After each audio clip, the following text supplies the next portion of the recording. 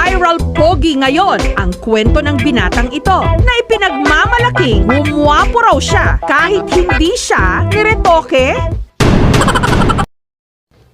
Nung mga bata pa kami, lagi nila akong binubuli hanggang sa hindi na ako nakapag-aral, huminto na ako kasi hindi ko na kaya yung mga sinasabi nila sa akin.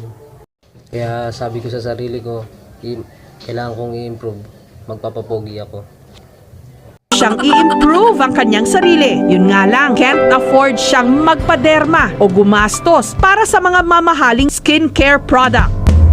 Ang sabon na kanyang ginagamit, kung ano na lang daw ang makita sa kanilang banyo. Dinalasan na rin daw niya ang paliligo at paghihilot at nag-gym. Matapos ang ilang taong pagpapapogi,